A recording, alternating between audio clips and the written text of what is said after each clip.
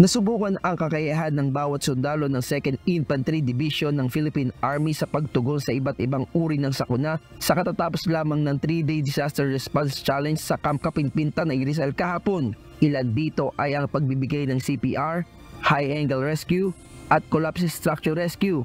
Ayon kay Major Ronnie Sarmiento, Operations Officer ng 2nd Division Training School ng Philippine Army, mahalaga ang palaging pagsasanay para sa palagi silang nakahanda sa anumang sakuna, lalo sa inaasang The Big One.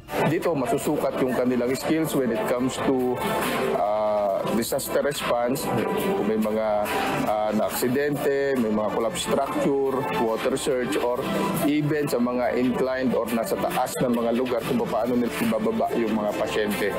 So dito rin masusukat yung kanilang kakayahan under time pressure sa challenge nito. Kasi in relation sa real life situation, time is in the essence. Iginit ni Major Sarmiento, ito ay regular nilang isinasagawa at bukod sa pagsasanay ay patuloy rin ang pagpapabuti ng kanilang mga gamit sa pag-rescue. Bukod diyan, sumailalim din sa pagsasanay ang Infantry Brigade Rifle Squad Challenge. Ang mga nasabing aktibidad ay bahagi ng pagdiriwang ng 48th founding anniversary ng 2ID. Sa 3 araw ng pagsasanay, pinamalas nila ang paggamit ng baril, tactical movements, battle drills, combat casualty cares, endurance firing, land navigation, map reading, signal communication at maneuvers. Samantala, ngayon araw naman ay nagsagawa ng media activity ang 2nd Infantry Division.